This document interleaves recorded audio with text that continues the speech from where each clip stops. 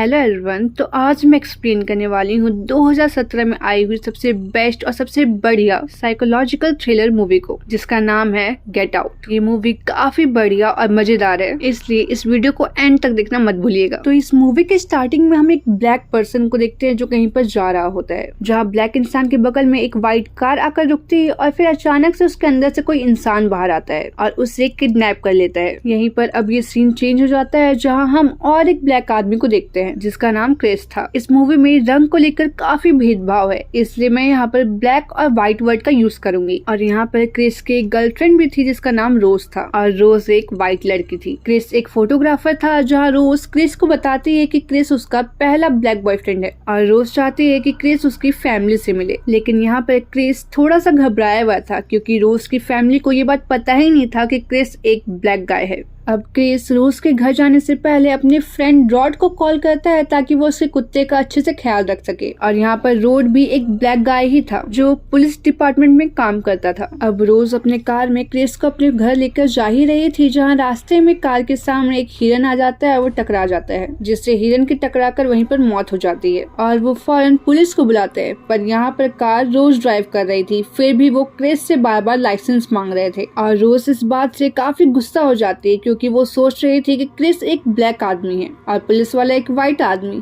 इसलिए वो उसे परेशान करने की कोशिश कर रहे हैं। अब फाइनली ये लोग रोज के घर पर पहुंच जाते हैं, जहां रोज के फादर का नाम था डीन आर्मिटेज और उसकी मॉम का नाम था मिसी आर्मिटेज। जहां डीन और मिसी बहुत ही खुले दिल से क्रिस को एक्सेप्ट करते हैं। इनफैक्ट डीन तो ये भी बोलते हैं कि वो ओबामा को तीसरी बार भी वोट देते, क्योंकि ओबामा बहुत ही अच्छे प्रेसिडेंट थे। और यहाँ डीन एक न्यूरो सर्जन थे और मिसी एक साइकियाट्रिस्ट। और यहाँ पर रोज का एक छोटा भाई भी था जिसका नाम था जेरेमी, जो अपने फादर की तरह ही मेडिकल का पढ़ाई कर रहा था। अब डीन क्रिस को अपना पूरा घर दिखाते हैं, जो बहुत ही आलीशान और बड़ा था, लेकिन वो शहर से काफी बाहर था और उस घर में सिर्फ 2 ही नौकर थे और वो दोनों ही ब्लैक पीपल थे।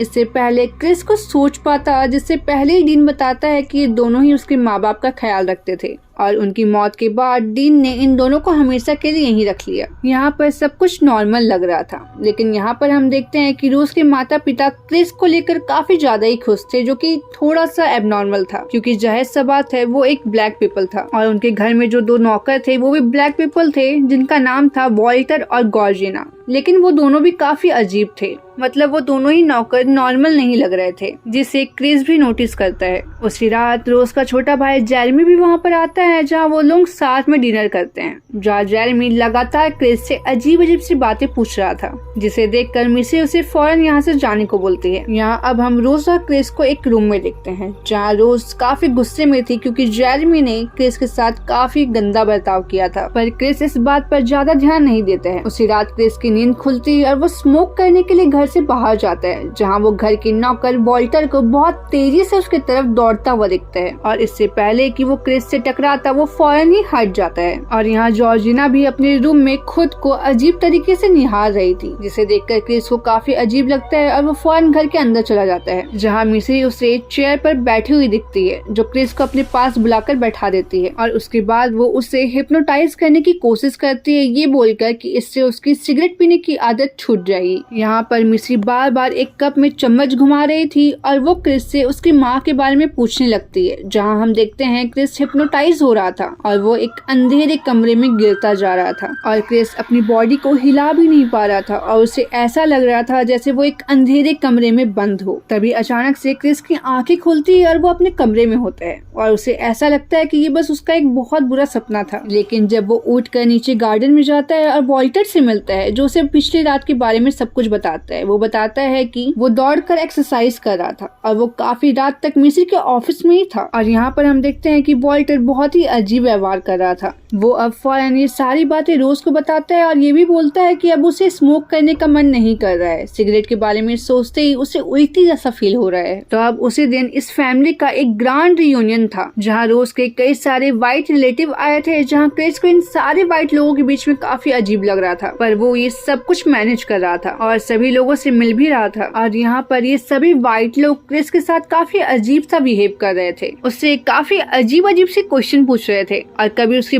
बॉडी को फील कर रहे थे, जो कि देखने में भी काफी वियर्ड लग रहा था। लेकिन यहाँ पर काफी अजीब बात ये थी कि ये सारे क्वेश्चन वही लोग कर रहे थे जो काफी बूढ़े थे। अब क्रिस को उसी पार्टी में फाइनली एक ब्लैक इंसान दिखता है जिसका नाम एंड्रू लोगन किंग था, लेकिन वो भी बाकी व्हाइट लोगों की तरह ही बिहेव कर रहा था। और वहाँ पर उसकी व्हाइट वाइफ भी थी जो लगभग उससे 30 साल बड़ी थी। और हमें देखने से तो ऐसा लग रहा था कि ये शायद वही लड़का है जो मूवी के स्टार्टिंग वाले सीन में किडनैप हुआ था। इसके बाद क्रिस मिलता है जिम हडसन नाम के एक आदमी से, जो कि क्रिस को काफी पहले से ही जानता था, क्योंकि जिम हडसन अंधा था और वो एक फोटो गैलरी चलाता था जिसमें क्रिस ने भी अपनी फोटोज काफी बार भेजी थी, इसलिए वो क्रिस को जानता था। जिम बताता है कि उसे भी एक फोटोग्राफर बनना था, लेकिन उसकी आंखें ठीक नहीं थी और कुछ दिनों के बाद वो अंधा भी हो गया। अब क्रिस वापस से घर के अंदर जाता है जहाँ ढेर सारे व्हाइट पीपल आपस में बात कर रहे थे, लेकिन जैसे ही क्रिस उनको क्रॉस कर ऊपर जाता है तभी सभी लोग अचानक से चुप हो जाते हैं और उसे देखने लग जाते हैं। और ऐसा लग रहा था कि वो आपस में बात नहीं कर रहे थे, बल्कि ये सिर्फ क्रिस को दिखाने के लिए नाटक कर रहे थे। और क्रिस अपने कमरे में पहुंचता है जहाँ पर वो अपने फोन को चार्ज पे लगा हुआ नहीं दिखता है, जिससे वो गुस्सा हो जाता है और रोज को कहता है कि ये सब गॉर्जिना ने किया होगा, क्योंकि शायद गॉर्जिना क्रिस को पसंद नहीं करती है। जिसके बाद क्रिस फोन को चार्ज में डालता है, अपने फ्रेंड रॉड को कॉल करता है और उसे सारी बातें बताता है कि क्रिस की मॉम ने लास्ट नाइट उसे हिप्नोटाइज किया था। और यहाँ जितने भी ब्लैक लोग हैं सब यंग है, लेकिन उनकी हरकतें बूढ़े इंसान की तरह है और वो बहुत ही अजीब है। जिसे सुनकर रॉड क्रिस को फौरन वहाँ से निकलने को कहता है, क्योंकि रॉड को ऐसा लग रहा था कि वो व्हाइट पीपल ब्लैक पीपल को हिप्नोटाइज कर उन्हें अपना नौकर बना लेते हैं। क्रिस फोन पर बातें ही कर रहा था कि वहाँ पर अचानक से गॉर्जिना आ जाती है और क्रिस से माफी मांगती है और वो कहती है कि उसने जानबूझकर फोन को चार्ज से नहीं हटाया था, वो सिर्फ सफाई कर रही थी और ये गलती से निकल गया था। जिस पर क्रिस गॉर्जिना को माफ कर देता है और कहता है कि वो थोड़ा सा नर्वस है क्योंकि उसके आसपास काफी सारे व्हाइट पीपल है। जिस बात पर हम गॉर्जिना को अजीब सा रिएक्शन देते हुए कहते हैं, ऐसा लग रहा था कि वो कुछ बोलने की कोशिश कर रही है पर बोल नहीं पा रही है। प्लस उसकी आंखों में आंसू ही था, लेकिन वो जो भी बोल रही है वो काफी अजीब था और वो बातें उसके रिएक्शन से मैच नहीं कर रही थी और मानो ऐसा लग रहा था कि वो कोई और है और उसकी बॉडी के अंदर कोई और अब क्रिस को काफी अजीब फील हो रहा था और वो फौरन बाहर आकर एंड्रू लोगन किंग की एक फोटो लेने की कोशिश करता है, क्योंकि यहाँ पर क्रिस को ऐसा लग रहा था कि वो एंड्रू लोगन को कहीं ना कहीं देखा है। और अचानक से फोटो लेते वक्त फ्लैश चमक जाती है, जिससे फौरन ही एंड्रू चेंज हो जाता है और वो फौरन क्रिस के पास आता है और उस पर हमला कर देता है और उसे बार बार गेट आउट कह रहा था, जिसे देखकर हम एकदम श्योर हो जाते हैं कि यहाँ पर बहुत बड़ी गड़बड़ है। अब सभी एंड्रू को एक कमरे में ले जाते हैं,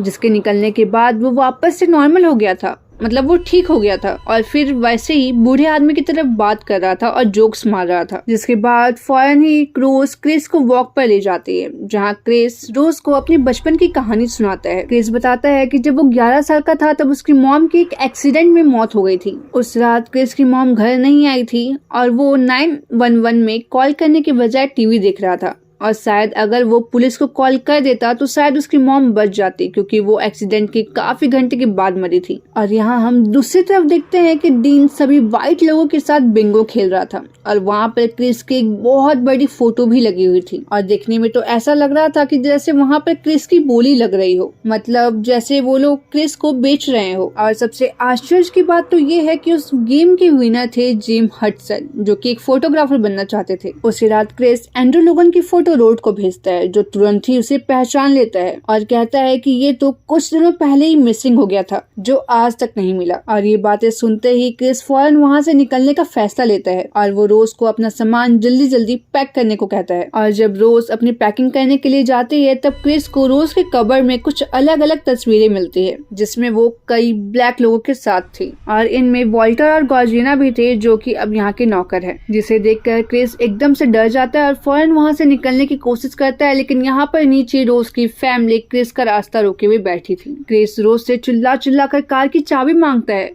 पर रोज यहाँ पर घबरा कर कहती है कि उसके पास कार की चाबी नहीं है। और तभी अचानक से रोज चाबी निकाल कर कहती है कि मैं तुम्हें ये चाबी नहीं दूंगी क्रिस। और ये देखकर क्रिस समझ गया था कि रोज ने उसे फंसाया है और वो अब भागने की कोशिश करता है, लेकिन मिसी फौरन कप में 3 बार स्पून चलाती है, जिससे क्रिस वापस से हिप्नोटाइज होकर सीधे जमीन पर गिरता है और उसकी बॉडी में उसका कोई भी कंट्रोल नहीं होता है। और यहाँ दूसरी तरफ रोड बार क्रिस को फोन करने की कोशिश कर रहा था पर कॉल नहीं लग रहा था, जिससे वो अपने सीनियर ऑफिसर को बताता है कि शायद व्हाइट लोगों ने क्रिस को पकड़कर अपना नौकर बना लिया है, लेकिन वहाँ पर उसकी बातों पर कोई भरोसा नहीं करता है। और यहाँ दूसरी तरफ क्रिस एक रूम में बंधा हुआ था जहाँ एक टीवी पर कुछ वीडियोस चल रही थी जिसमें हम यंग आर्मिटेज फैमिली को देखते हैं, जहाँ वो बहुत ही अजीब सी बातें कर रहे थे, जिसके बाद वापस से कप और स्पून आ जाता है और क्रिस वापस से बेहोश हो जाता है। दरअसल यहाँ पर रोज की फैमिली एक सीक्रेट ग्रुप का हिस्सा है जहाँ रोज के दादाजी ने एक ऐसा मेथड निकाला है जिससे हम एक इंसानी दिमाग का ट्रांसप्लांट कर सकते हैं, जिससे वो आदमी तो रहेगा लेकिन उसका ब्रेन किसी और का रहेगा। वो खुद को कभी भी नहीं पहचान पाएगा और उसका बॉडी वही काम करेगा जो उसका ब्रेन चाहेगा। जैसे क्रिस को जिम हडसन ने खरीदा था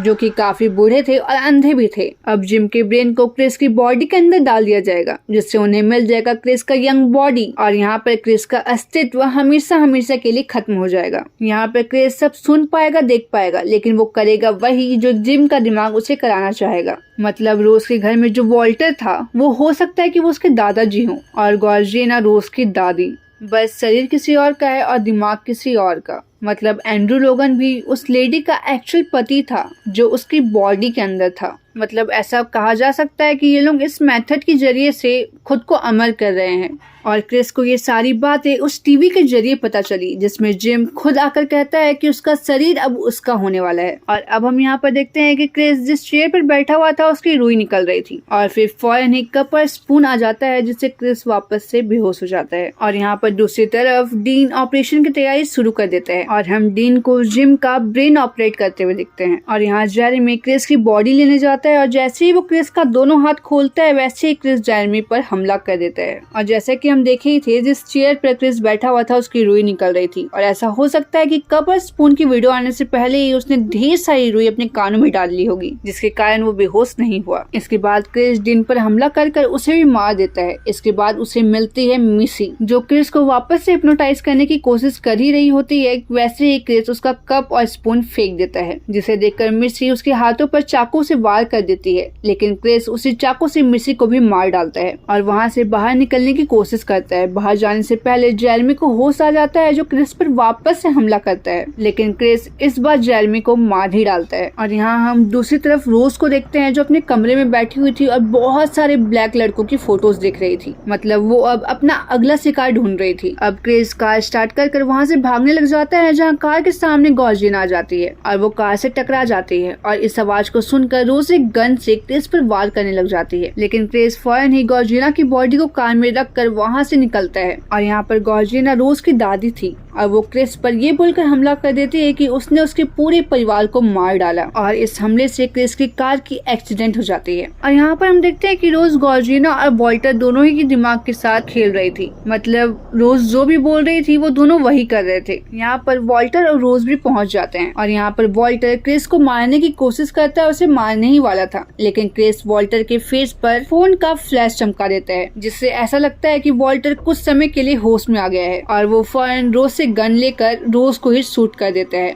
और फिर खुद को भी गोली मार देता है। लेकिन यहाँ पर रोज अभी भी मरी नहीं थी और वो क्रिस को इमोशनल करने की कोशिश करती है, पर यहाँ पर क्रिस रोज का गला दबाकर मारने की कोशिश करता है। तभी हम वहाँ पर किसी पुलिस वाले की कार को आते हुए देखते हैं और उस कार में था क्रिस का दोस्त रॉड जो क्रिस को अपने साथ वापस ले जाता है। और यहाँ पर रोज अभी भी जिंदा थी जो रोड पर ही पड़ी हुई थी और ये मूवी यहीं पर खत्म हो जाती है। आई होप आपको वीडियो पसंद आई हो। अगर आपको वीडियो थोड़ी सी भी पसंद आई हो तो प्लीज इस वीडियो को लाइक करें, चैनल को सब्सक्राइब करें और हमें सपोर्ट करें। Thanks for watching.